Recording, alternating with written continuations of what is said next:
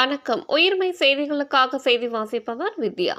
கிருஷ்ணகிரி மாவட்ட ஆட்சியர் அலுவலகத்திற்கு முன்பு இளைஞர் குடும்பத்துடன் தீக்குளிக்க முயற்சி.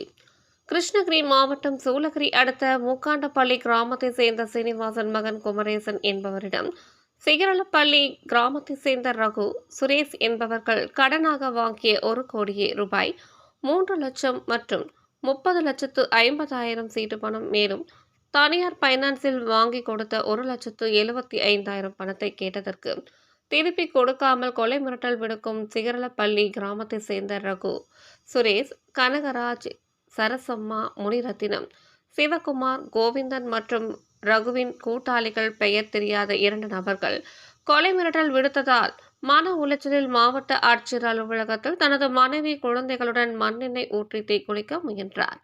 அப்போது பாதுகாப்பு பணியில் இருந்த போலீசார் உடனடியாக தண்ணீரை ஊற்றி முதலுதவி செய்து காப்பாற்றினர். மேலும் போலீசார் இது தொடர்பாக வழக்கு பதிவு செய்து விசாரணை மேற்கொண்டு வருகின்றனர்.